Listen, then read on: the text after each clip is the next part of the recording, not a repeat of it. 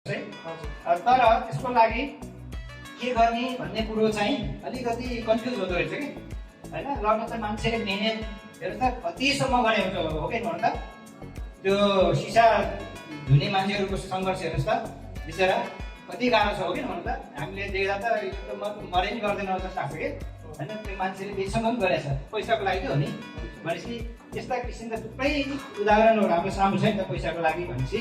अब पैसा कमाउनको लागि चाहिँ सबैभन्दा बुझ्नुपर्ने कुरो चाहिँ के हुँदो रहेछ भने मैले बुझेको चाहिँ तपाईँ हामी चाहिँ एउटा आफ्नो मात्रै होइन अरूको लागि पनि केही गर्नुपर्छ। मेरो चाहिँ योगदान कसैको उन्नति प्रगतिको लागि हुनुपर्छ भन्ने जिम्मेदारी तपाईँहरूले जति धेरै जनाको बोक्नु सक्यो त्यति नै हाम्रो उन्नति हुन सक्छ जस्तो लाग्छ है मलाई चाहिँ।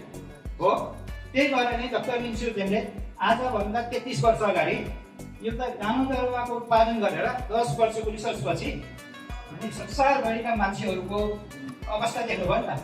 कति मान्छेहरूले उपचार नपाएर मर्यो, कति मान्छे होइन बेरोजगारले पैसा नभएर स्ट्रेसमा बसिरहेछ मान्छे भनेपछि, भोकमरीमा बसिरहेछ, स्ट्रेसमा बसिरहेछ होइन।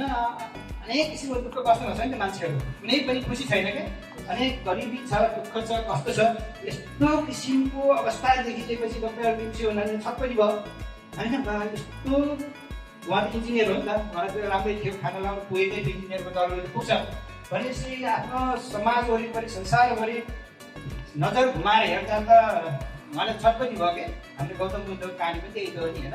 आज गौतम बुद्ध किन गौतम बुद्ध भएको कुरो त त्यही बात सुरु भएको नि। त्यसै गरी अब तपाईँ हामी जो भगवान् रूपमा सम्झिने के भन्छ डक्टर लिन्सुलाई पनि यही छटपटी भयो, यही जिम्मेदारी बोध भयो कि मैले संसारमा जति पनि मानिसहरू हुनुहुन्छ रोग भोग र शोकले ग्रसित भएको मान्छे, उहाँको जीवनमा एउटा नयाँ अवसर लिएर, एउटा राम्रो अवसर लिएर उहाँको जीवनमा रोग भोग शोकबाट माथि उठाउन सकेँ र बाहिर ल्याउन सकेँ र हेल्दी समृद्ध खुसी जीवन दिन सकेँ भने होइन कति राम्रो हुन्छ भन्ने बोध भयो कि जिम्मेदारी बोध भयो होइन।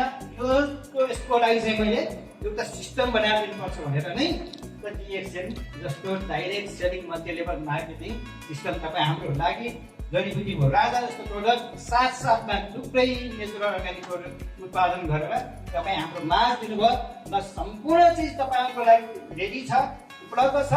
तिमीहरूले चाहिँ खाऊ, स्वास्थ्य बना र त्यही चिजहरूलाई पनि बाँड्दै जाऊ, सेयर गर्दै जाऊ। यसो गर्दै गर्दै गर्दै गर्दै गयो भने तिम्रो पनि एउटा सिस्टम बन्छ, स्वस्थ त भयो साथसाथमा पैसा पनि आउँछ भनेर यो जिम्मेदारी संसारभरि छ र तिमी पनि यो भिजन र